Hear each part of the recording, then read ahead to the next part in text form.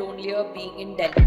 Traveling alone for the first time, I think that fear is quite real. And I think the only way to get out of that was to... How did your parents react? That situation, like when you just told them, I'm going to take a remote job and I'm just going to travel the world. When I was 18, I'd gone on a trip with a friend, and there I'd met... I couldn't even wrap my head around the fact that he was younger than me. Traveling opens your mind up to perspectives that you didn't know existed in the first place. If we just live the lives that our parents want us to live, then how do we do something different? So my parents were also like, no, she can't be doing this. And I really felt like standing there and shaking him and be like, can we actually talk about the reality of being a travel influencer? This is, I think, my 42nd country. So the reason why I left Bain is I didn't have the money to pay somebody else. So it was very, very exhausting, and I would not recommend it because it definitely led to a very bad burnout where I was exhausted by the point that I left LinkedIn. Everybody made me feel really stupid as well. Went from being a community of 200,000 to I think 800,000. Not everybody earns the same amount. So you need to be very, very passionate about this job to continue, because it really can suck the life out of you if you let it. Every day you kind of have to face rejection, failure in many ways. No matter how many blogs or articles you read, you can never find what locals truly do in a place. We haven't done a virtual pod in a minute, man. This feels so different. Yeah, it's been a month since we've done a virtual pod. Maybe longer. So you guys have now started in-person ones in Delhi, is it? Yeah. So whenever we're in person, we try to record as many as we can. So we have something like 7, 8 right now that we are going to slowly release. So we just get a backlog of a bunch, and then we do everything else remote.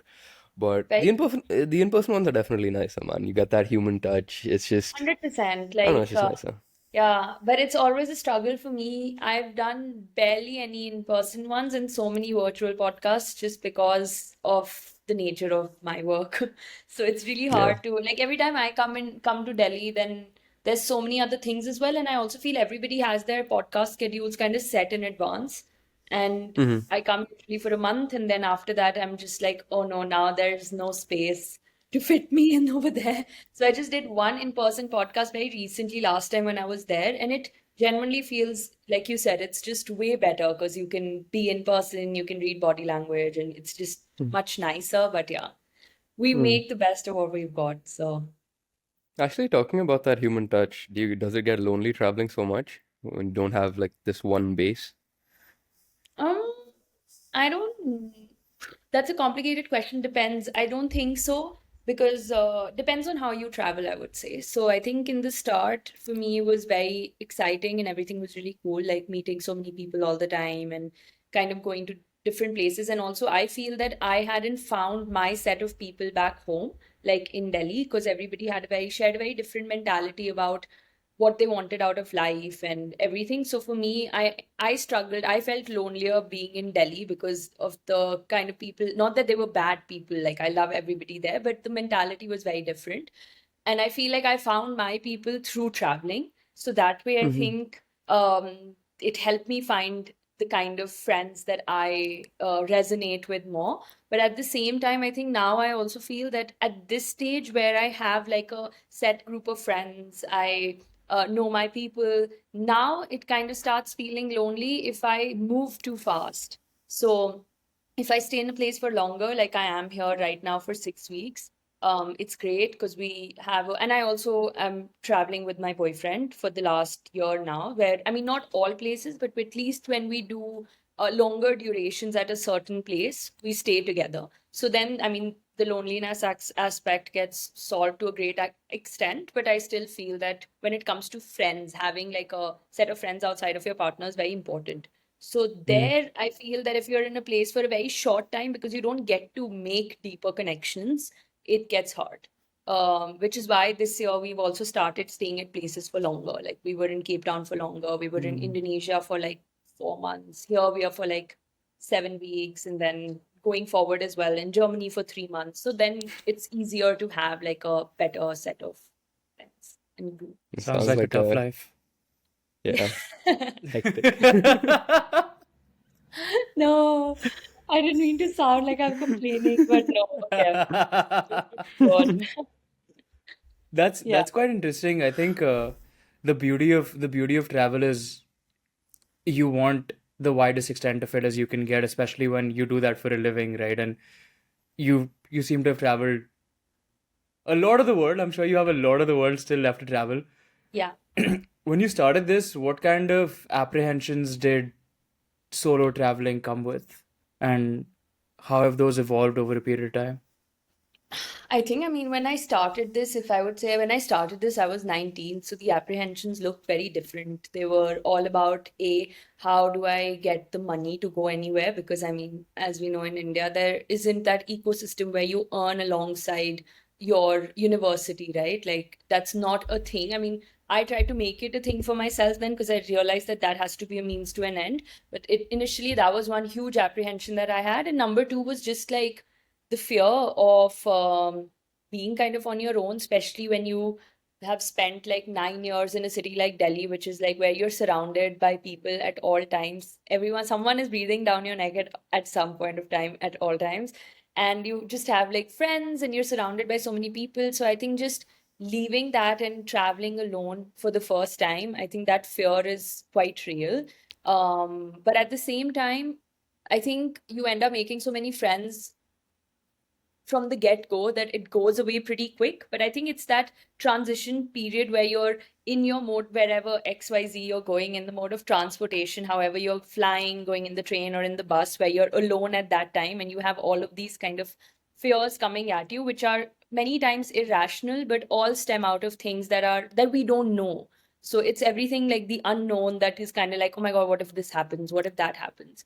And I think that fear still remains. Like that doesn't change. It doesn't, like, obviously you get more confident about your ability to handle everything at a certain destination because that you've now had past experience to kind of prove that you can do it. But the fear of the unknown remains because still the place that you're going to, if you don't know it beforehand, that always remains. So that kind of thing stays, but the other fears kind of go. So When you go to all of these different places, like I just saw a reel I think you posted yesterday. It was this rave within a cave mm, behind a waterfall, right? yeah. And I've seen a bunch of reels, one of them relatively remote tribe somewhere in Africa, and you were walking Mhm. on stilts.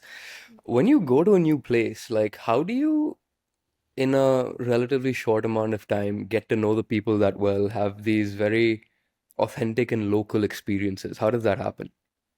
That's a good question. I mean, that's something that I've always really strived to do because for me, the whole point of travel is to not only see beautiful things. It's always been that it has to bring something to me in terms of a new learning. So I always see my travels as like a big podcast for myself because it's like meeting new people, kind of like what you guys do, where you ask me questions, you meet me, or like different guests that you invite over the show.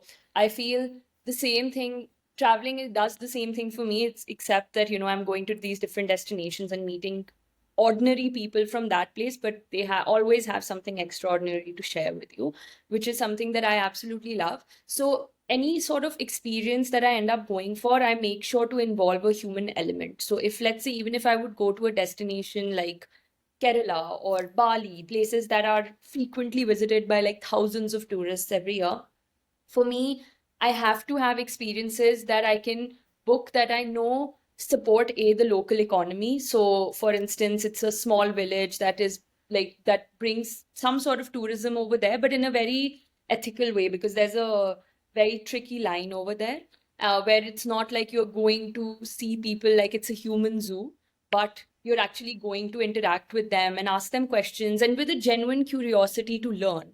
So that is what I try to kind of involve. And there are always experiences like that all over the world if you look hard enough.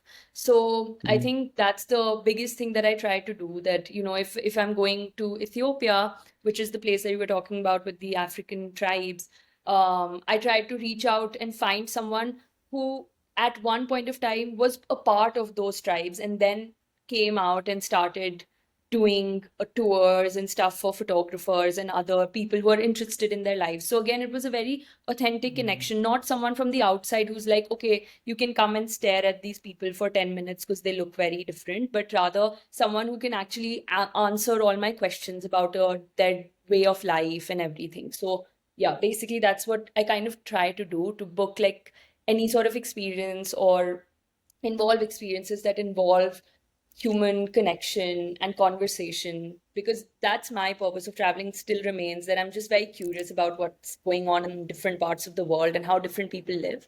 So yeah.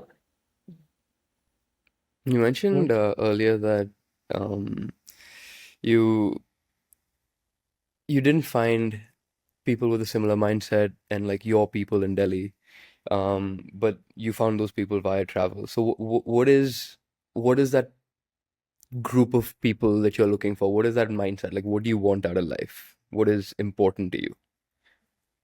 That's a very loaded question.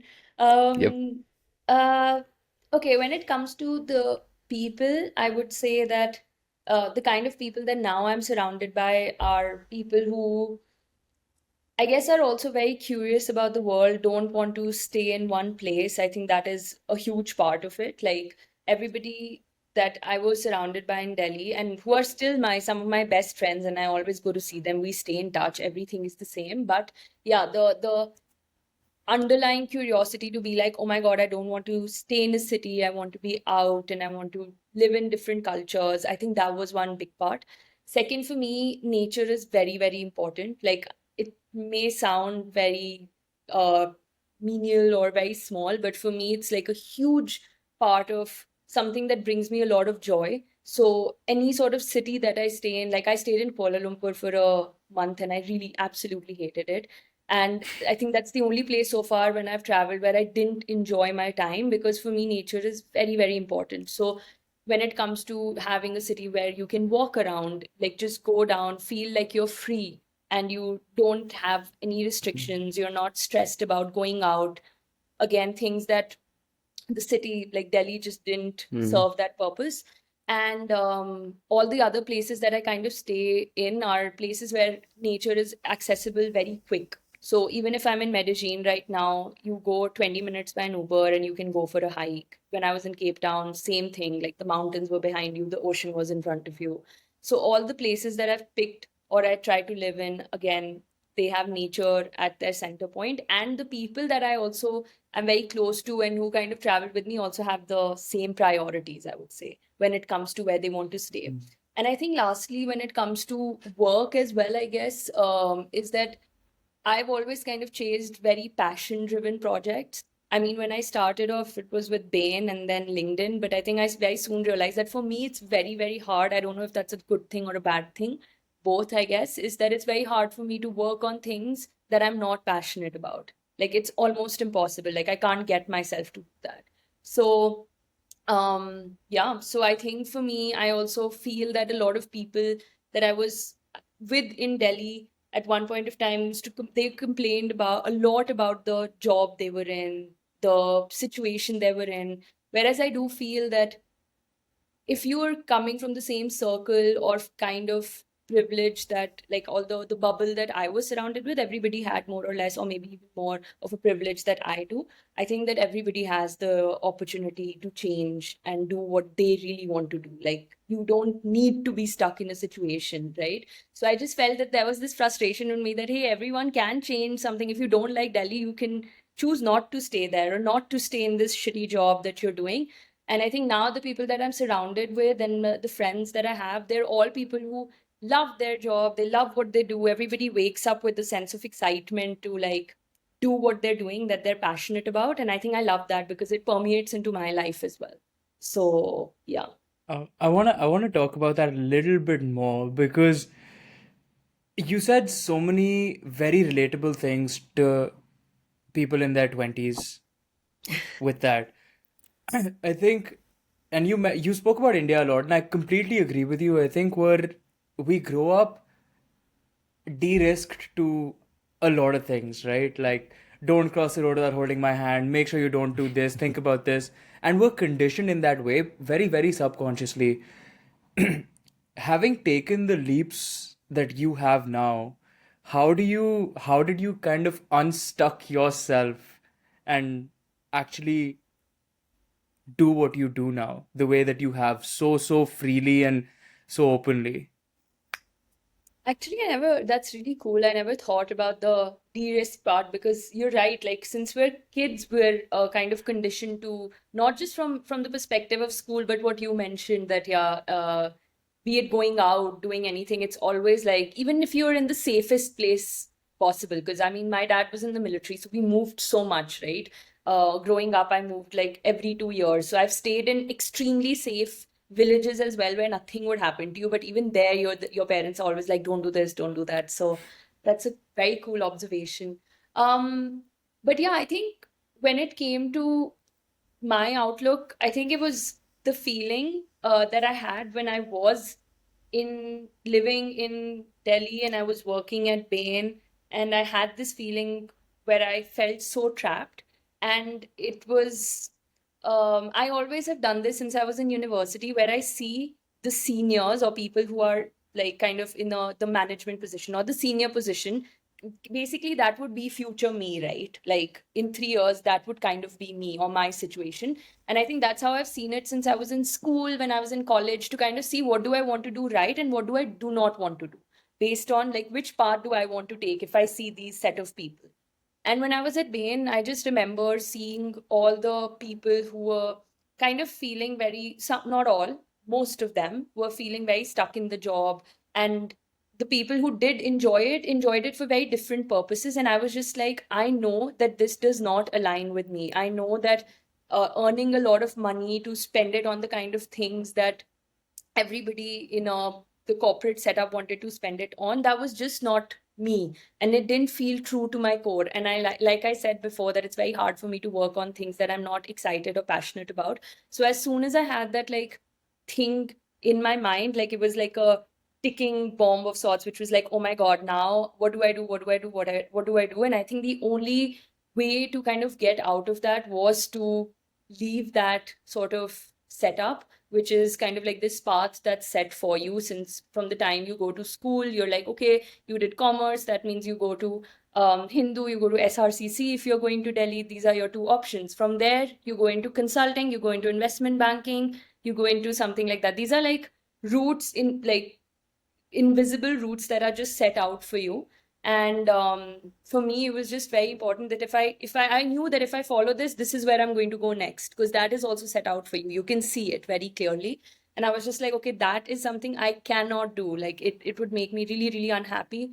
And thankfully, I think that is something that I've just, I guess, from as a personality trait that I have, is that if I, like I said, if I can't see myself in a certain position, then I just don't do it and I cannot do it. So it was very important for me to kind of just get out of that and do something different, still in a de-risked way, because when I started, I didn't start immediately. Like I didn't just leave Bain, didn't have any money. No, that's just unfortunately, I don't think how my brain works either now. So it was always with like, okay, I will take a risk, but with a safety net, a bit of a safety net in the back. So it was always like, okay, I left Bain, but I joined LinkedIn, which was a remote job as well. So it was like a very calculated step, I would say. Like I knew, okay, one thing that I want out of my job is that I want it to be creative and I want it to be remote. Like I don't want to be tied down to an office and a place. So the next thing that I did was get a job at LinkedIn, which was good brand, good money, remote and creative. Because over there I was working with creators and building their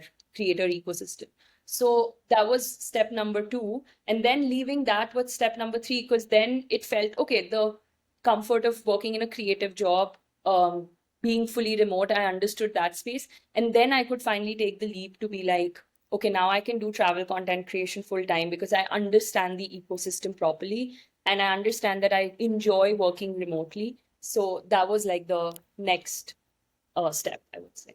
I don't know if that answers your question properly, but One quote that really comes to mind when you were talking about that is what you don't change, you choose. And yeah, I feel like people should really take a step back and think about that because yes, there is, that risk to, as you said, um, leaving your job and like spending time doing whatever you want to do. But then on the flip side, there is also that risk of not taking that chance and continue doing something you don't like to do. And then 20, 30 years later, you just wake up one day and like, okay, what was the point of that, right? yeah, And so, I'm really like you articulated all of that very well. I think that's something a lot of people need to hear. But how was that initial phase like? How did your parents react? What was that situation like when you just told them, I'm going to take a remote job and I'm just going to travel the world? Hmm. I think that I owe it completely to traveling because when I was 18 or yeah, 18, I'd gone on a trip with a friend and there I'd met people from different countries. Like I was in India itself, I'd gone to Himachal and there I met people from the US and one guy from Germany. And I remember one guy was younger than me, one was 17, and he was traveling all across. He was in Australia, then he was in going to Indonesia, Vietnam. And to me, in the beginning, I couldn't even wrap my head around the fact that he was younger than me. Like, I remember him telling me he was 17, and I thought, oh, I heard it wrong. And so then after 2 days, again, I asked him, hey, I don't remember, like, how old were you again? And he said 17. And I was like, what? So for 2 days, I convinced my own brain to be like, I heard it wrong because I didn't know that was a possibility in my mind. And I think that is what traveling does to you, and why I also feel like, to answer Rohan's question earlier, that I feel I am the way I am as well. Because traveling opens your mind up to perspectives that you didn't know existed in the first place. Because you grew up thinking that, okay, there is one way to live life, and then you see that there is actually no one way to live life. Nothing is actually even right or wrong. Because something that's right in our country might be wrong in another, and something that's wrong in our country is totally acceptable to us, right? So there's so many things that Mm. you grow up with believing that, okay, this is the way it's to be done, and then it's definitely not how it's done in another place. So I realized very fast that, okay, just because we say that this is to be done a certain way, because the guy who I met, it was not like he was coming from a very rich family. Of course, I mean, purchasing power in Europe and India, 100% very different. But at the same time, he was in Australia, not like just traveling, he was doing the work travel thing. The visa that now we also have as Indians. Like we can also go and do the same thing, but people in India feel that doing work on a farm is very degrading and we shouldn't go and do that, which I understand because we come with a certain level of conditioning and I totally get it. But that's what the person that I met was doing. He was like, okay, I go to different places, I do like odd jobs, like sometimes I work at the cafe, I work, earn some money, then I travel, then I earn some money and I travel. And to me that was mind blowing. I was just like, wow, when you're 17, 18, that's so cool that you can actually do this, because this is actually the time in your life when you don't really have a lot of responsibilities if you come from a certain kind of family. So I think that was step number one, realizing that what's possible and what are the possibilities out there. And then I think I started talking to my parents about the same things as well, that, I understand that you guys have been brought up with a certain sense of a certain mentality and conditioning. I mean, imagine the years of conditioning that our parents have gone through. So I understand that for you, this is going to be like a huge shock to your system because this is something that you've never heard of. You don't even know what, firstly, traveling alone is, then traveling for work is, and then doing things on social media and then earning money from that. So all of these things are extremely unfamiliar to you. But my point was that I will share everything with you. I'll be honest and I will tell you everything that I'm doing. But the only way for us to still have a relationship that's healthy is that I do what I want to do. I share everything with you. I take your advice, but not in a way where I respect the advice, but I don't live only by it. Because otherwise, like I was telling you earlier as well, if we just live the lives that our parents want us to live, then how do we do something different? Like, otherwise, we're just going to have the exact same lives that they had. So I think for progress and for general growth and change, you need to do something different. So I think with that mentality, they also slowly, like, kind of warmed up to it. In the beginning, Mm-mm. not really. But I think, like I said, as I lived in those 2 days of delusion where I was like, no, this guy can't be 17, I'm sure my parents were also like, no, she can't be doing this. But slowly, as you see it, you learn to accept it and you realize that there can be more than one truth to uh, a situation. So, yeah. That makes sense. As you say all of this, I'm definitely gonna cut this out. But uh, Yeah, and I think more than that, it's also like, I mean, again, I always hate it because I feel like when I talk like this or I say something, it makes me sound very higher than thou or cocky, which I don't want to sound like. I think it's fair. Everyone wants I don't their think it does. version of life.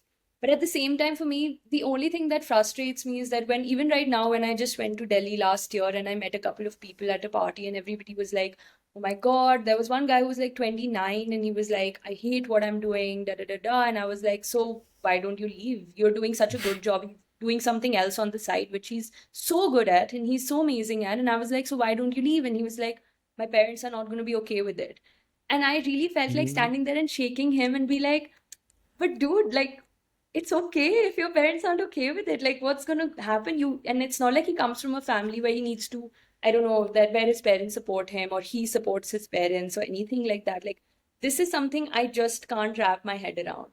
It's So, it's always I love talking about this with people who are doing crazy shit in their 20s, particularly because I have tremendously modern parents, very open-minded, very progressive. My sister's doing really cool stuff. I live across the world. I think I've grown up also around a group of people that have very open-minded parents. But the one thing that my mom time and time again tells me is most children's limiting beliefs come from their parents. And yes. again, it is just something that you are conditioned to on a day-to-day basis in your own household. Very Hmm. unknowingly, sometimes very knowingly. Yeah. And those limiting beliefs, l- again, they restrict you from becoming the person that you want to be, even when you know at your core what you want to do and what you want to be. And that's the perfect representation of this 29-year-old. Like there's a couple million of those 29-year-olds who feel exactly Exactly. that. Exactly, and probably even more. At least the person I know, he does what he wants to do on the side.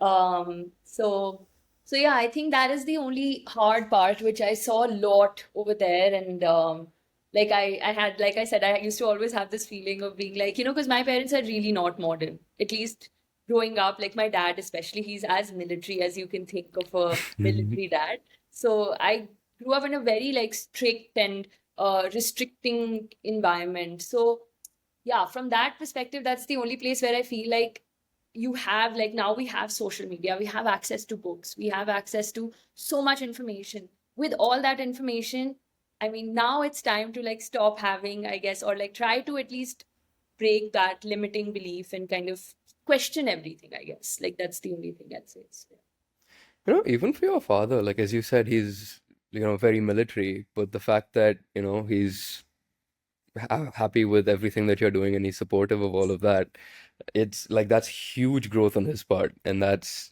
honestly probably even harder than someone in their 20s taking a leap of faith, like because parents are so set in their ways, right? And then later on in life changing all of that, that's honestly very commendable.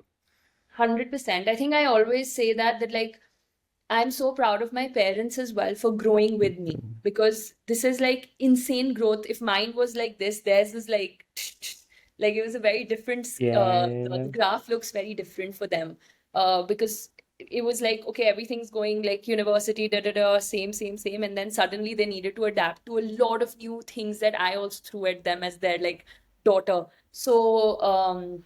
So yeah, it's insane, and like it's really nice to see. Like, now my dad is very sweet. He firstly, it's really funny, he calls everything a reel.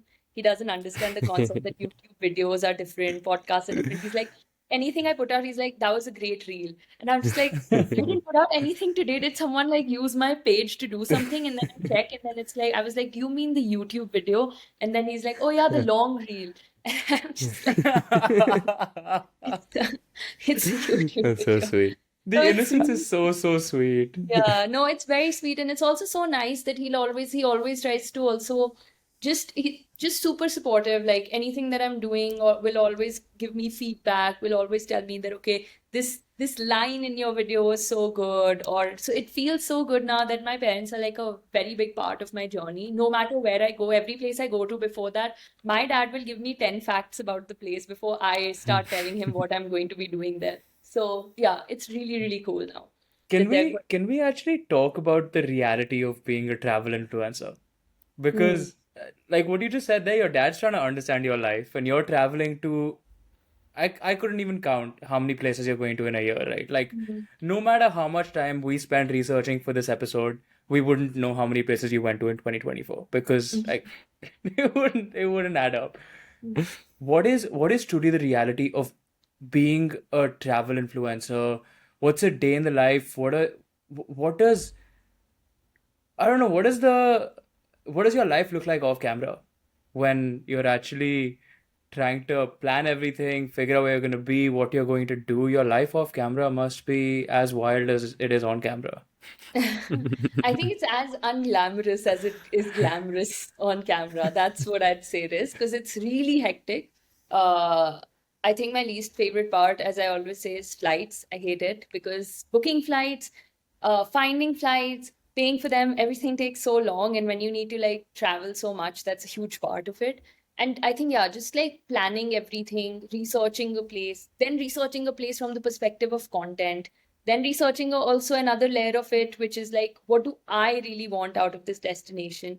All of this takes a lot of time, and doing it, I think that's why I also got really tired this year, to be honest. So, like the last 3 years, it was back to back. It was like, now this is, I think, my 42nd country.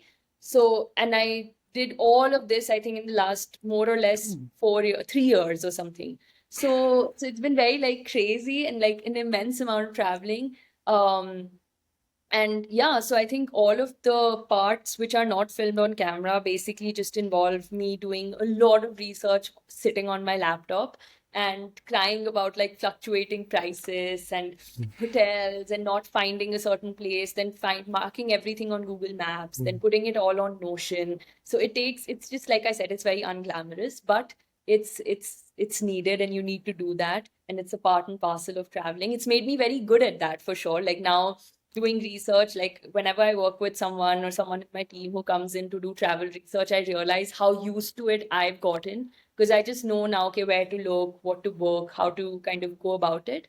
Um, but yeah, I personally enjoy the traveling part a lot more.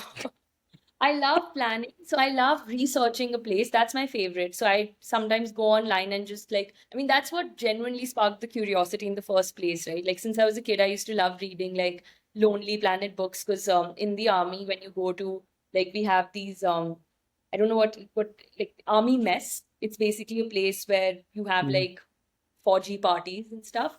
And there they Mhm. always have like coffee table books. And I remember most of the cities where we went to or we were posted in, there was always one Lonely Planet coffee table book on random things. So it could be a Lonely Planet on Africa. Sometimes it would be 100 things to do in the world. And I remember I used to be really excited to go to these messes because I knew I would find this like Lonely Planet coffee table book and like get to read it and just skim through it. So I think that is something I still enjoy doing at the same level, where I love watching YouTube videos, reading about a place, and with no aim, then just like learning about what's going on there. And also, like now taking that to like when I'm going to a place, kind of researching, okay, where should I go? What should I do? What are the kind of people I want to interact with? How can I meet the locals over there? How do I organize this? This is the part of this travel planning that I absolutely love and enjoy. What I don't enjoy is all the logistical parts, and I would love that someone else does it for me, but it's not possible. Hire me, I got you. Yeah. Done. Uh, That's the next step. so this is your what 42nd country you said, right? In 3 years. So now you're doing full-time travel content.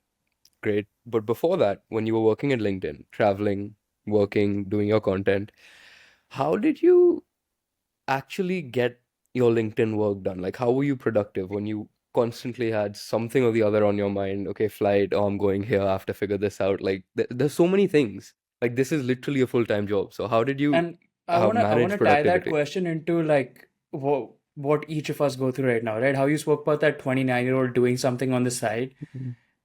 I think when people aren't working in something that fulfills them, they always have something else on their mind.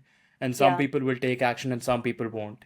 And the Yeah. people that do take action, striking that balance is always tremendously hard because your heart is truly in the work that is not the work that's paying you. So 100%. I agree. so that how do you navigate that? Yeah, so to be honest, I'll just take this a bit further back. So even when I was at Bain, it was remote. So I joined the workforce during the pandemic. So it was always remote. The reason why I left Bain is because they were going to move back to office because now it was the time when it was just everything was getting over and done. I mean, I didn't like the job at all, but I knew that I need to save up a bit more to take like that leap of leaving everything. And they kind of started switching back to the hybrid work system. And I was like, okay, this is not happening, can't do. So that's why I switched to, that was the first reason why I moved to LinkedIn. And it was more creative. Like Bain creativity was ending at me making slides. So that that creativity That's my wasn't whole life right now, dude. So, although it does teach you, I have to say, Bain did teach me storytelling in a way, because I really see that when you need to make those slide decks and we had to like explain like one slide in one line on the top, and we used to get feedback on it all the time as to how important that one line used to be. It really made me think about how you can like tell a story in one line, not to romanticize consulting at all. But but yeah, going back to that. So then when I was at LinkedIn as well, so I totally agree. Like that was more or less my mindset as well, where I used to wake up feeling like, oh, I really don't want to do this. I really wish I could just like work on my videos and like go out and explore. But I mean, like you said, the things that you do for money are not the things that you enjoy the most.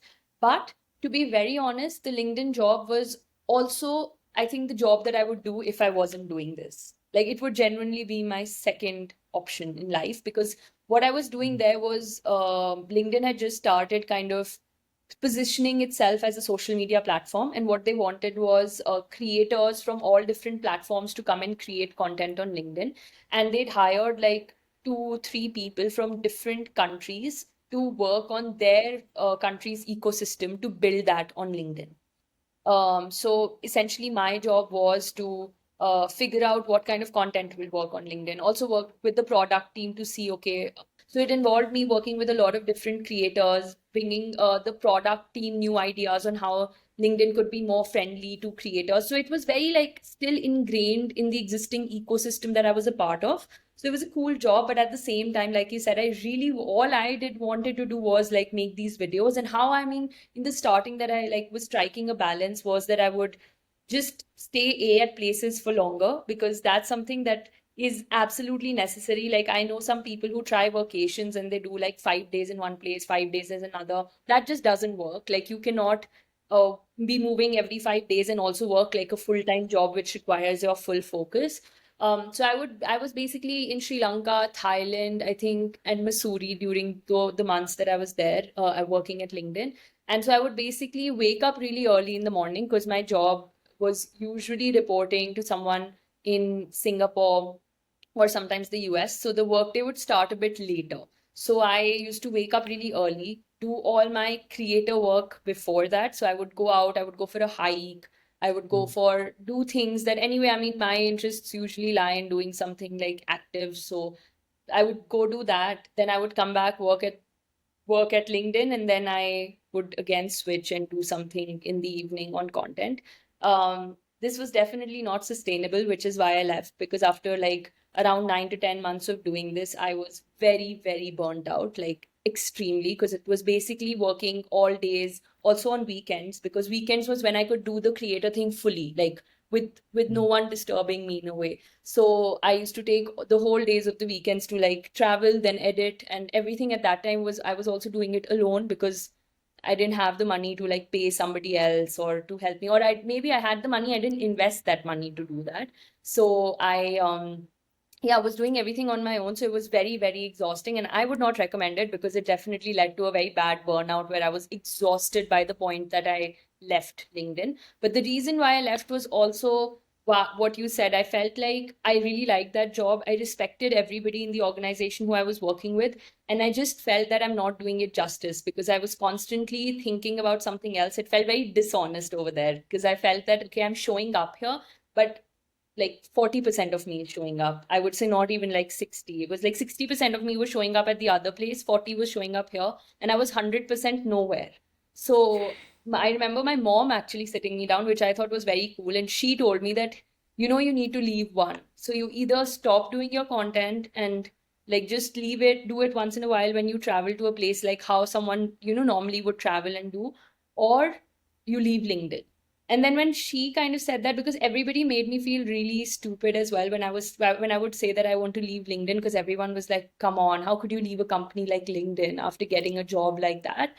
But I think I needed that one person. She said it once, and then I was like, yeah, this doesn't make sense. Like something that I'd been thinking of all along. And so then I quit very soon. And I do remember a lot of people at the company kind of having a talk with me that this is not a good idea, this is not a good decision, because it's like LinkedIn is LinkedIn by the end of the day. It's a great place to work at. So yeah, I don't know. Were you, I don't think, no regrets.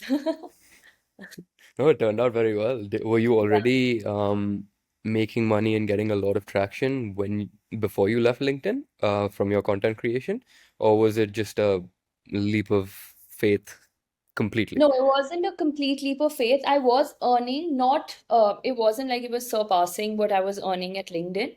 But I also knew that it could surpass if I put in my 100%. That's what I meant. Like, Okay. and I also, that's the thing, if I would have stayed at LinkedIn doing what I was doing, I also probably wouldn't have gotten an early promotion, for example, because I wasn't putting my 100% there either.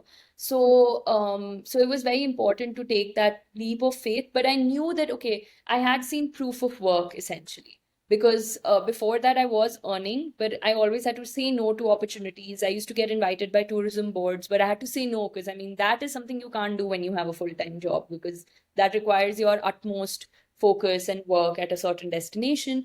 And I'd seen growth by then. So I was already, when I left LinkedIn, I had 200,000 people in my community. So I had seen that, okay, it was growing, and it had grown to that um over a year or and a half or so when I was at Bain. Basically, that's when I started. But Mm. it's crazy because when I quit LinkedIn, to within like the next 7 months, my growth was like insane, because like that's when I could put in my 100%, and then I could see that, okay, this was a great decision, because when I did quit and did put all my heart and soul into it, it went from like being a community of 200,000 to I think 800,000 in the span of the next 6 months. So the growth trajectory, you can see how different it is when you really go kind of all in, I would say. So yeah. What have you learned about growing a social media presence and building a community on social media through all of this experience? Because what you've done is honestly nothing short of incredible. Mm. So, yeah, what are the key factors that are required to get there? I think number one is just something that you're really passionate about, because I think a lot of people now also get into it with the perspective, because there are all these like numbers that float around that, oh, an influencer earns this much, a content creator earns this much, you can earn, I don't know, 10 lakhs, 8 lakhs with one reel and this and that. But I do feel that there are like, especially in India, there are millions of content creators. And not everybody earns the same amount. Even I don't earn the same amount every month. So it's very important to not get into it only from that perspective. Like, so you need to be very, very passionate about this job to continue, because it really can suck the life out of you if you let it. It's probably much harder than all the jobs that I've done so far. For me, it's definitely crazy that you can earn a lot with the amount of, like, if I compare this to, I don't know, like everybody does this comparison that obviously if you're like a doctor who studied for years, and then you kind of see that content creators are earning more or equally as much. I 100% agree that that effort ratio, there is like a disparity over there. But at the same time, in terms of the other things that you need to hear, there's a lot of mental work that goes in. That's why it feels like it's not a lot of work. But I personally feel that just from a very rational perspective, you need to be mentally very, very strong, very passionate about what you're doing, because every day you kind of have to face rejection, failure in many ways, and you need to kind of get up and be like, it's fine. um I need to try again, I need to try again. It's like a constant loop of that. And also not getting tired of what you're talking about, because if you're not very passionate about something, you can see that that if someone's speaking about something with a lot of love and passion and excitement in their eyes, and when someone is doing it as you would do like a normal job. So having that level of passion is very important, I would say. And I think second, just staying like authentic and true to your beliefs, because by the end of the day, you're building a community of people who kind of have the same, I would say, set of beliefs or things that you're interested in. And if you kind of go away from the things that you believe in, and start prioritizing other things, I personally think everybody can see it very fast. And like, it's not that hard to figure out that this person is kind of like being disingenuous. So, in my opinion, that's very important to have a strong community. And that's something that is very important to me anyway, because if I'm not enjoying something, I will not be able to run this page either. So the times where I've stopped enjoying it, I've taken a break, which was very hard as well, but you have to do it. So yeah, so I think if I had to say like the three core points to summarize, number one would be that you need to be mentally very, very strong and sound, and also confident in yourself, because like it's the internet. Every time it's like you get hated on by people, you get hated on by fellow creators. There are just different things that happen to you, and you just need to be mentally strong, and also strong to take all the kind of love and appreciation you get, which you know can like kind of go away in a day or two. So it's very fickle. Number two, the passion, that you need to be very, very passionate about what you're doing. And number three is like stay true to the goal that you started with.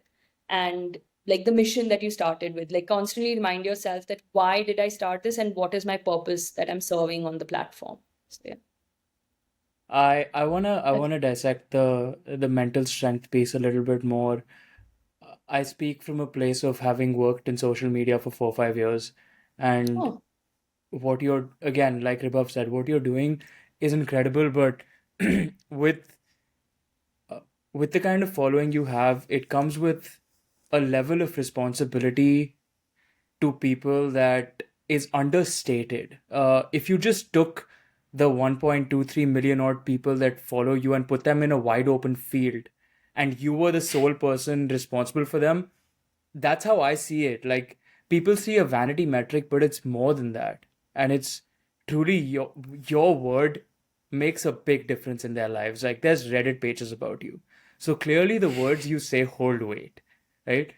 How do you balance that responsibility that you have for these people who so deeply trust your word, and on the flip side are also the same people that will give you hate the first chance they get, likely because of their own insecurities, but where do you find that balance?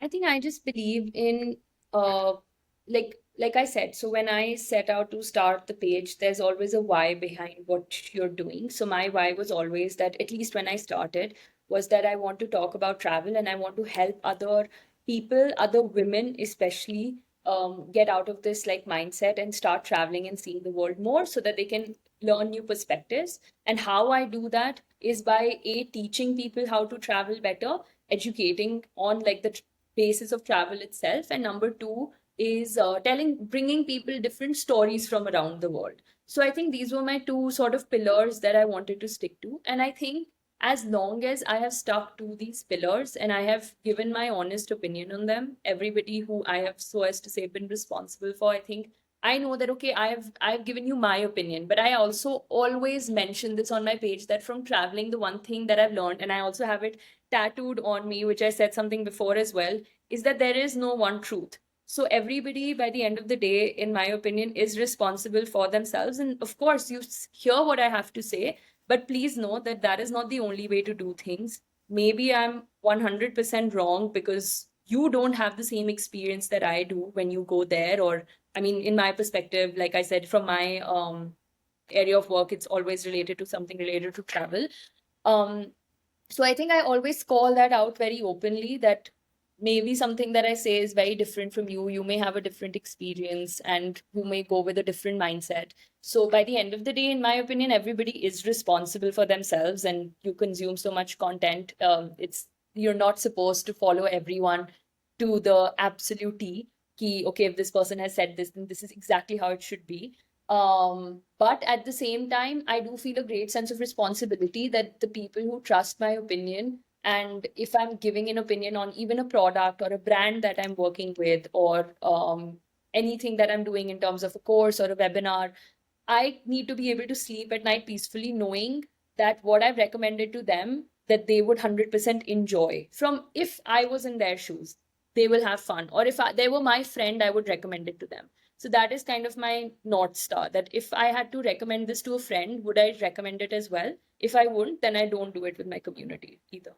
So that is like the guideline I follow. But I think there's only so much you can control.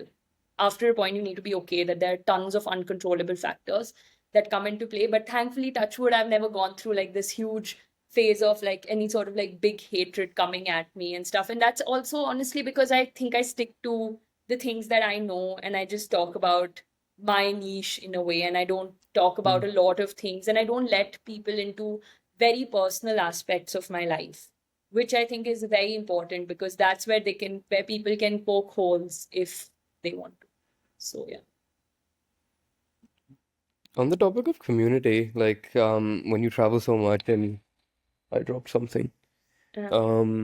Anyway, yeah, on the topic of community, you traveling so much and meeting, interesting people in all of these different places that you go to, just based on your reels and what I know of you, it seems like you're looking for like a deep human connection with these people that you're meeting, right? And so when it's time to leave and the possibility that you may never see them again, like how does that feel? Do you feel like, traveling these 42 countries has made it easier for you to just dissociate? Like how has that changed you?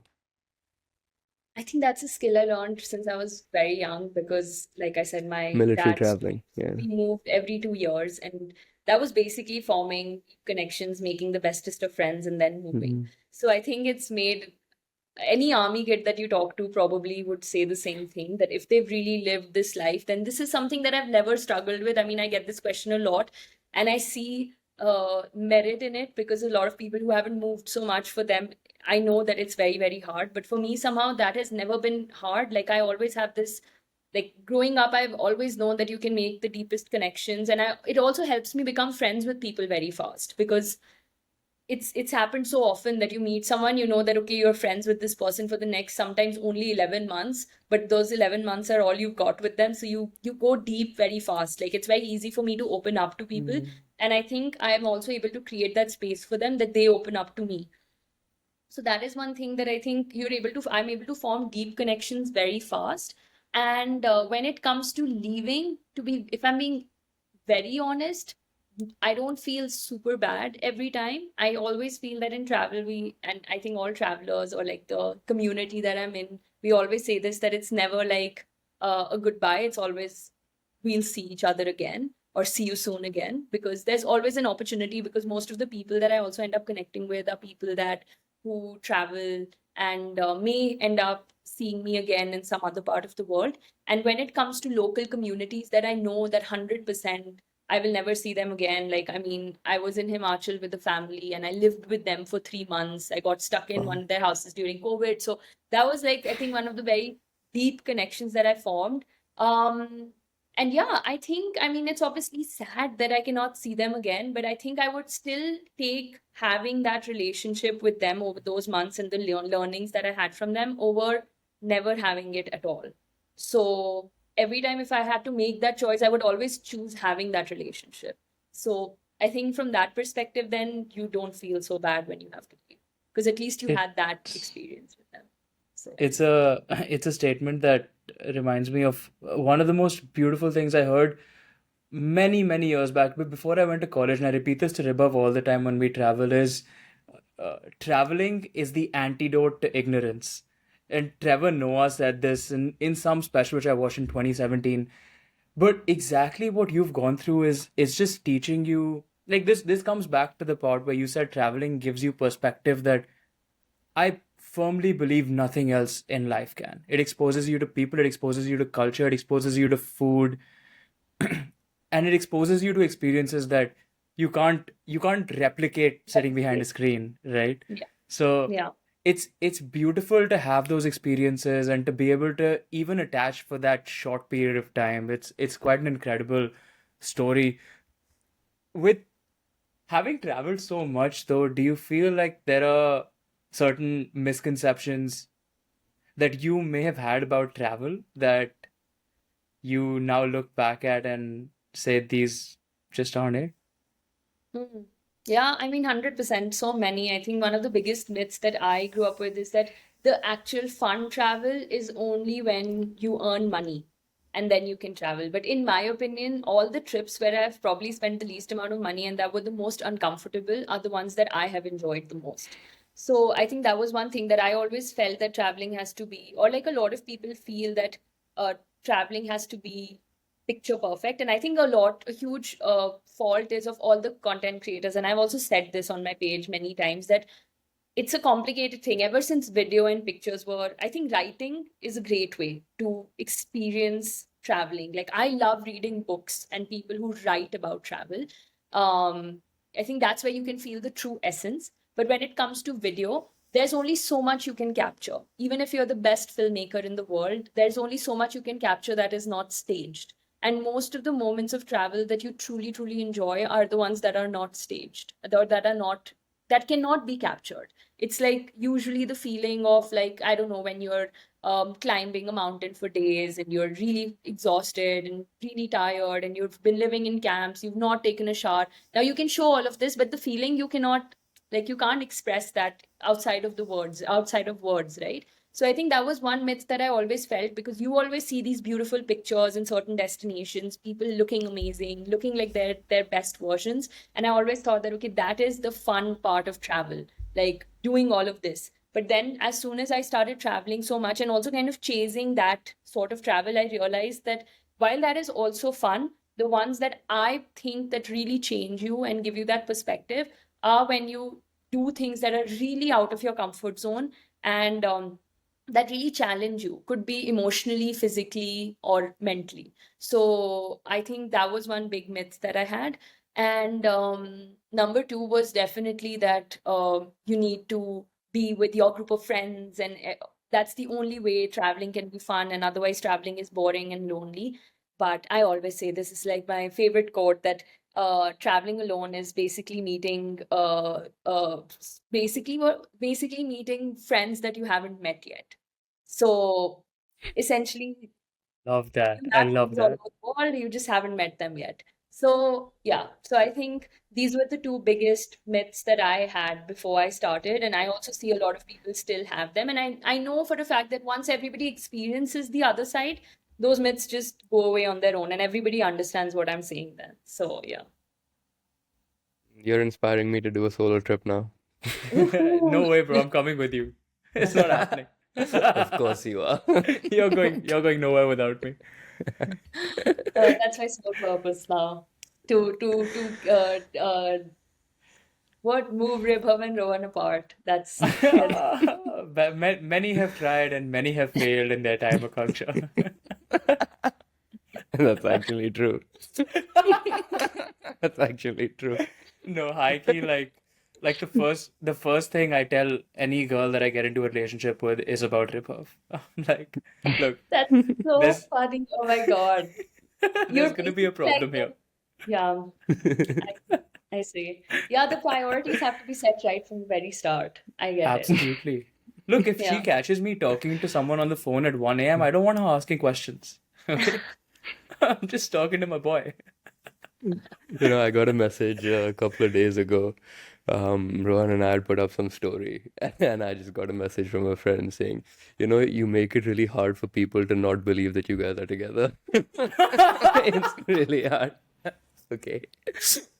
I I see don't it. remember that it was the thing though. I don't remember who it was that I'd spoke. I mean, we had some common friends, I remember, and I remember her telling me, you maybe it was not in college, it was definitely in school, but I Hmm. do remember someone telling me that, oh, I know that you might feel that Ribhav and Rohan are together. A lot of people feel that way, but they're not. And I was like, okay, piece of information. Yeah, So yeah, I it's said been going on for a long Oh time. my God. yeah. I'm done. I'm done. Wait, There were ways to get cancelled on the internet 101. woman is trying to be authentic and vulnerable with us, man. I I am definitely getting this pod cancelled at some point. No, but I mean, there are many reasons for me. See, it was the reason that it even opened up my brain to being vegetarian. I also come from a Punjabi family. I love butter chicken. I love chicken tikka. I love everything. The only thing is that number one was when I started traveling, I used to fall sick a lot, especially in India, eating meat which was not cooked at home and cooked outside. Um, so I was like, okay, this is a correlation. Then when I would travel outside as well, mostly in Asia, I would fall sick very often when I would eat meat.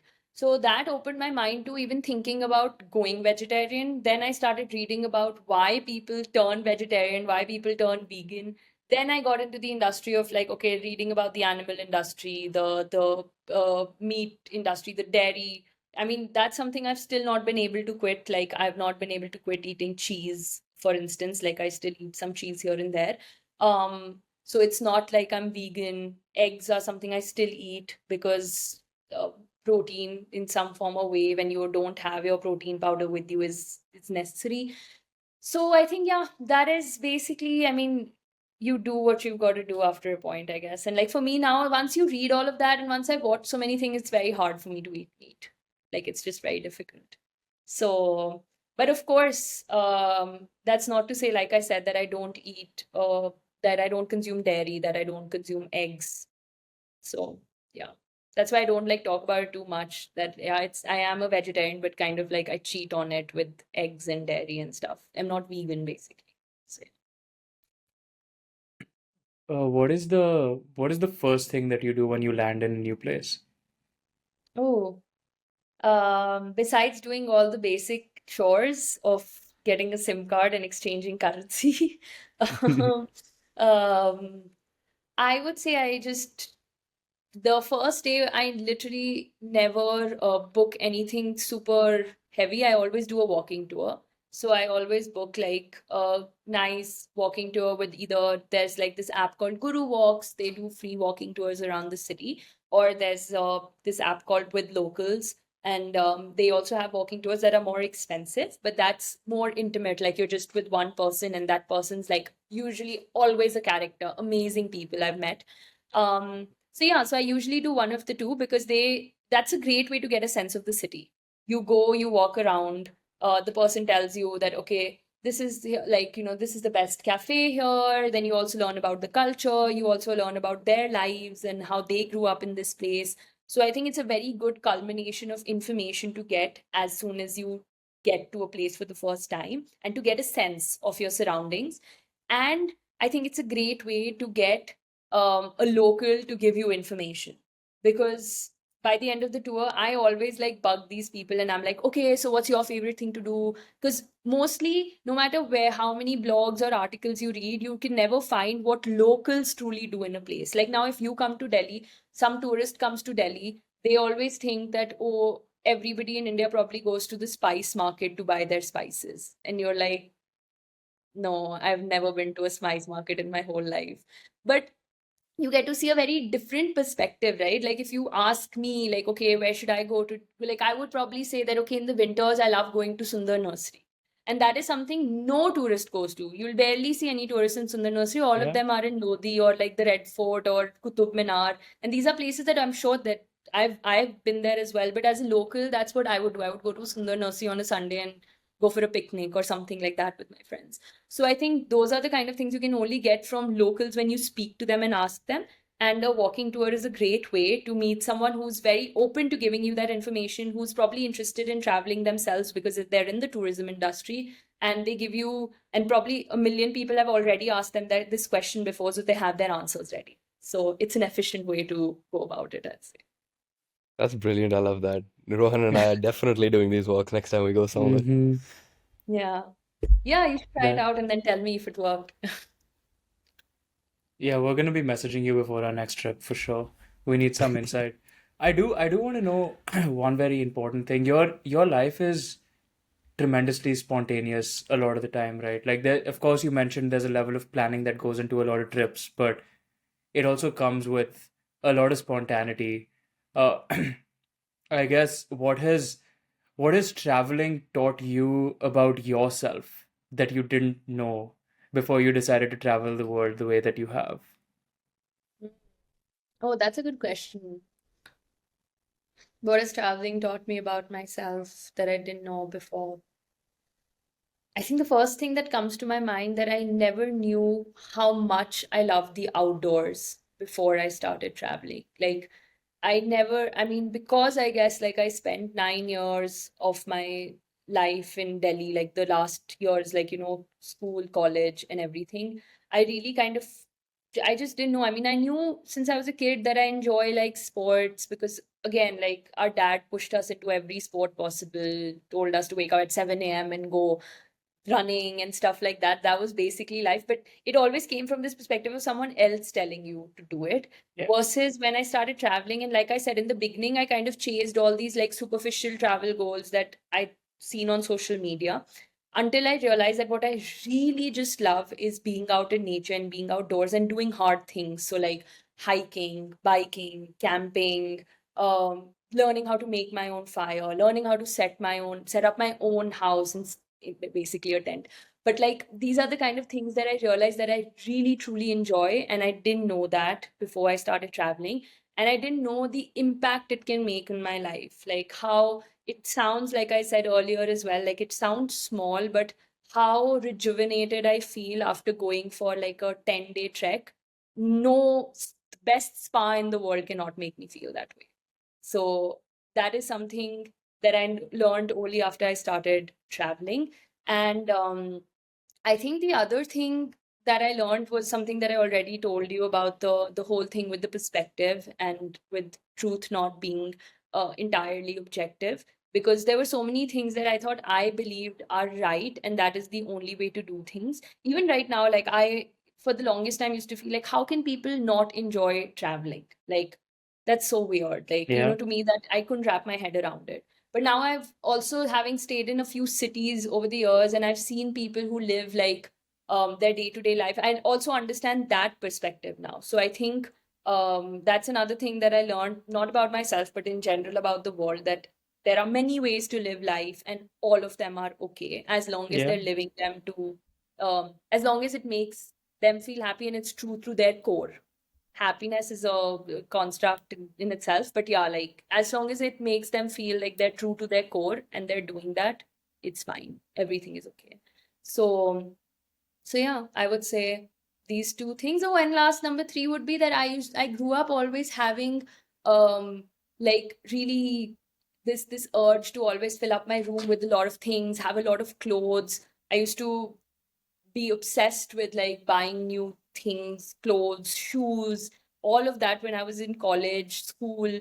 And then I started traveling and I started realizing that I don't really gain a lot of happiness from that. And it's very, very, I mean, as superficial or not superficial, but as cliched as it sounds, it feels very temporary. And what I really enjoy is having less clutter in my life, because I'm someone who's not I'm not the most organized person in the world. I already have way too many thoughts in my head. And if I clutter my space and my life with more things, it clutters my mind too. So I prefer having very few things. I travel with one suitcase. That's my whole life. That's everything I have. So I prefer that over having a lot. And I would rather spend my time and money on different things. So yeah. I really like that. So I just very recently moved back from Toronto, I think what, last month, maybe 2 months ago. And while packing everything, so I've lived there for 7 years and I had a house with a lot of things. Mm. And I came back with two suitcases, and that was more than enough for everything. And it was honestly very freeing, just Yeah. leaving everything behind. It was nice. And Yeah. so I kind of understand what you mean by that. That is a Yeah. good way to live, like a minimal lifestyle. Yeah, I think I can't be like super minimal. Like I know some people who also do this with like one backpack and that's their whole life. That's hard. Wow. And I'm not sure if I can do that, especially in the world that we live in where we're basically told to consume something every second. Yeah. So I think that's hard.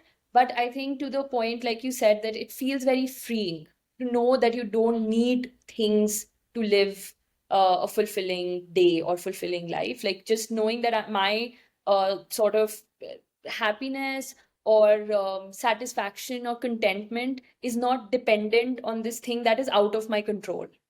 Like if it goes away, I will not feel like I'm shaken up. So I think that feels very freeing to me, that it's like, it's fine, it's okay. I Except my think that's past. exactly That what travel teaches you. That's truly the essence of what travel teaches you. It teaches you to have some kind of absence of desire, and when you travel enough, you understand the value that you get for your money by paying for experiences, because you actually leave an experience learning something. Whereas, yeah. like, you have a lifetime of buying that new sweater, jacket, bag, shoes, and don't get me wrong, you should absolutely buy something if you like it, but the the point here is spend more on experiences so that you're exposed to more of the world, you see more of the world, and it makes you a more complete person at the end of the day. And that's the true power of just maturing as an individual and evolving. Yeah. So Yeah, 100%. And I think, like you said, it's totally fine if you want to buy the jacket, buy the shoes, and I do it too. But it's just very important to not let too much of yourself get attached to these things. That if they're not yes. there, then also it should be fine and nothing's gonna happen. Except, like I was saying, the only thing that I would be really sad to lose is my passport or my phone, because it has to be, Of course, yes. please. No way, If I'm I being didn't even think about that. You travel with the Yeah. passport. no, just like now it's all just face recognition at this point. All the Honestly, I can that'll be the see day. that. That'll be That would be, beautiful. yeah, passport privilege is so real. I think that's the only thing that hurts me every time. So, Do you yeah. have an Indian passport? Yeah, You of get a course. visa for every country that you fly to. Yes. Yes. That is the part of the Oh, unglamorous planning that we were wow. talking about. It's disgusting. That is very Wow. painful. That sounds Yeah. awfully painful. Yeah, it Oh, is. It is. That there's no way to like make that better. I think that just sucks. Like no there's amount of followers no can silver fix that lining to it. problem. Yeah, Is there's your no, boyfriend Indian? no. So something can That fix that problem, I mean, no. I think by now I know that I need to fix my own problems, so I'll stick to um yeah, but that hurts even more because I see passport privilege every single time we travel Mm, together, so it I hurts. have passport privilege. yeah. Oh, now I you was have born a in I was born in America. So oh, I've had passport privilege all my life. oh, your life. Oh, that's Yeah. damn. It pains That's me. really yeah, It Yeah, it really pains hurts. me. it's beautiful. That It's really beautiful. hurts. I wanna know just one important thing before we, approach the end here is in a job like yours, which is such a dreamy job for so many people, how do you forecast the next 3 to 5 years of your life now? Right? Like today you're a travel influencer, or however you like to, describe yourself. But how do you quantify or qualify where you would want to be in 3 to 5 years, having reached where you have already? Yeah, this is something that really haunts me. This question, I mean, I firstly don't think in 3 to 5 years anymore because I feel that our landscape's changing so fast. I think it would be, in my opinion, it would not be the smartest way to think because I think you're wasting your time thinking about what you're going to do 5 years later. In my opinion, I think of everything in a year's batch, to be very honest. Max a year and a half. Because, like I said, if I would have given you this answer when you asked when I was at Bain, I actually was asked this question, and my answer sounded very different in that interview. Yeah. So yeah, I think thinking 5 years for me, that's just not how I think, and I can't. But in the next year and a half, I know that I want to slow down my traveling. I know that also traveling so much makes you also anything of too much is bad by the end of the day. So too much traveling also feels exhausting. Also, you start feeling more numb to new experiences because like you've had so many, you're like, okay, this is something I've seen before. I don't feel as excited about it anymore. So being very intentional with my travels and doing things that truly move me are only the things that I'm going to be doing this year. So that's kind of how I've planned my year when it comes to travels. And other than that, as a creator and as someone who has built a community, I'm very excited to also delve into um, teaching and working on how other because I know so many people in my community also want to go get into travel content creation, but it's like now the space is quite saturated. How do you enter? How do you navigate it? So yeah, how to navigate it, how to create content. And I think that's another space that I want to start exploring now. And maybe it's through a course, it's through webinars. That's something we'll figure out. But I think that's where I see myself going next, which is helping other people kind of uh, do what I'm doing in a way, but in their own way and in their own style. Um, and I guess continue, of course, telling stories. And I'm very excited to also get into long form now. So I've done short form for really, really long. And the last 2 months, I've also started getting into long form content and kind of just sharing everything that I've now have, I guess, from the past 3 years and making that into videos, condensing that kind of information and giving it out there. Um, so I see myself doing a lot more of that and seeing where that goes. So yeah, I'd say that's what's there on the next 1.5 years horizon. That Beautiful. sounds very exciting. Are we going to see the author Aakanksha as well? You mentioning Oh, books. This, who knows? yeah. Yeah, So that is would that be a happening? dream. Yeah, that would honestly be amazing because I love reading. I've read all the things that have inspired me to travel haven't been videos. It's always been books. So who Oh wow, knows? Who knows? So exciting yeah, but I'm also stuff. excited to see where you guys take the podcast, and I'm really excited to see if this becomes, the next thing where I see different guests, and I'm very excited because I love listening to podcasts. So I'm very, very excited for the both of you as well. No, thank you. Yeah, and it's not an if, it is a when. So But when we'll get Yeah, there. We'll get there. 100%. I Before we close out though, I wanna pick your brain on one last thing. Mhm. Earlier we spoke about, just your dad's growth and how you're very proud of that growth that he's shown. Um, well, I feel like in a parent-child relationship, the child has to navigate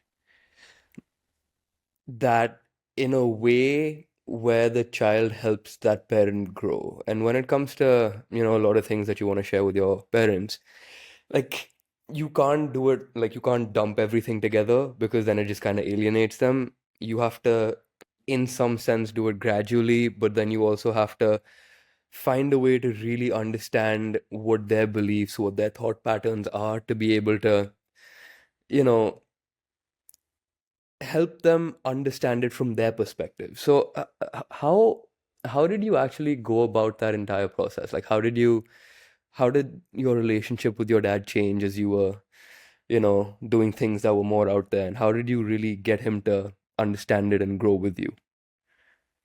I think, yeah, both my mom and my dad, I would say it is definitely not a process that happens in a day or a month or even a year. It's a long-term game that you have to play.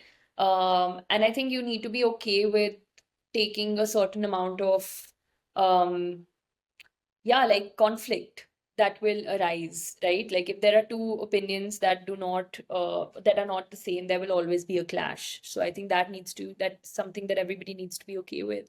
But for me, I think it started out like, I mean, I figured my way around it. I mean, when I started, it was started with just lying, not sharing.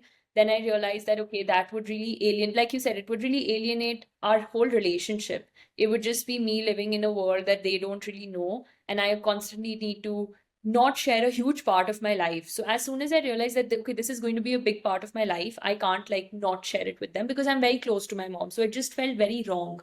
So I was like, okay, if I need to share it with them, like you said, then I started seeing everything. And I always say this as a joke that it's like you're in a courtroom drama. Like you have your parents as the judges, you're like the best lawyer in the world. Now, how are you going to sort of fight your case? So you've got to think about all the things that the other, or maybe they're not the judge, they're the what is it called? The defendant. You're the defendant, and Defendant, they're yeah, yeah, the whoever, basically plaintiff, the other whatever. prosecutor. lawyer Yeah, who fights you. yeah, yeah. So you need to do your research. You need to know the case in and out. You need to know, okay, where are the holes going to be poked? Where are they going to poke holes? Where are they going to tell me that, okay, this doesn't make sense? So you need to think of all your arguments beforehand and do this strategically. Like I know some of my friends who've gone completely unprepared with nothing planned, and then they've been blindsided by their parents' amazing arguments because they are experts at this. They've been doing this all their lives versus us who've been there here for like 20 years. They've done this with their parents also. So like they have way more experience than True. us when it comes to this. So yeah, I think you just need to think about it. Like, how would you beat the most experienced lawyer and defend your case? So that's kind of how That's I went with beautiful. it. So everything that they would say, I would be like, okay, but I have an answer for this. I have like a way to like, then it really annoyed them. I remember them being like that. I don't know how you have an answer for everything we have to say. And I was like, because I thought about it. I knew you were going to say this, so I already thought of this. Um, so yeah, so I think it was that, and then also kind of involving them in the process. So I made sure that after I started telling them, even though I knew I could see this face of like, oh, not again, she's here again with a new plan, I would still like tell them. So I remember when I wanted to live in Goa. So this was the first time that I was going to live independently on my own outside of. So in college, I used to live on campus. So I mean, that was also living independently, but this was like, I was working at Bain and I was like, hey, why am I staying in Delhi when this job is remote? Like, this makes no sense. So I can just stay in Goa and I can work out of there. And at this point, nobody, even online, was doing it. So my parents, I didn't even have anyone to like show them proof that, okay, like, look, this person is doing it. Can I go as well? But so I kind of told them that, okay, I want to do this. First, they said, no way. Like, anyway, every parent has a really strange image of Goa in their minds, right? So they were like, no, what is this? Da da da. And so then I tried to strike a compromise. I was like, okay, how about this? I stay there with someone that you know. So like I knew a friend over there, and I knew that his mom runs like a homestay and that she rents out a room in her house. And they knew the mom, like not super well, but they knew of her. So that was a way to kind of get a foot in the door, you know. So rather than me being stuck, like, to be honest, I didn't want to go to Goa first. I wanted to go to Himachal, but I knew that there is no way that they're going to be 100% okay with that, and that will lead to like damaging our relationship. So I chose the first part to get my foot in the door and be like, okay, I know that if I go to Goa first, stay there for 1 month, they will warm up to the idea, and then I can go to Himachal next. So I think I just navigated it in that way, and then they were okay, they were fine, and eventually they were like, okay, we know the person, you're staying with a woman, she's someone we know, you'll be safe. 1 month I stayed with her. The next month I was like, oh, now I found a place of my own, kind of close, half an hour away. So, you know, slowly it was, and I involved them in all the processes. I even would show them like, okay, this is the place, this is my landlord, this is how much I'm paying, just to involve them and give them all the information, as much information as they need to know, that they feel that they're also being involved and not alienated, as you said. And yeah, I think that's what makes them more and more comfortable. So yeah, That I would makes say sense. that. Well played, Akanksha. That's beautiful. I That's beautiful. agree. I would probably phone a friend that would be Harvey Specter in that moment. But um, if Yeah, if I you wish could that was if you enough. could leave, that would be beautiful actually. I need Harvey's number. But if you could leave people in their 20s listening to this with one piece of advice, what is it gonna be? I would just say question everything. Question everything that you learn, from everything that you learn in college, everything that your parents tell you, everything that your friends tell you. Always never take anything at face value. So if someone is telling you this is the only way to do things, this is the best food in the world, this is the only way you get from place A to place B, always try to think of, is there another way to do this? And try to find that other way, and then see if you like it. Maybe you don't, maybe you just read about it and let it go, but always know that there is another way to do something. And it's always better to be curious and know it than live in the dark. That's That's so beautiful. that's so beautifully articulated, guys. Question everything, trust yourself, travel the world. Make sure to follow Akanksha on every social platform. There's a lot to learn from her. Keep watching Panoramic Perspectives. We love you as always.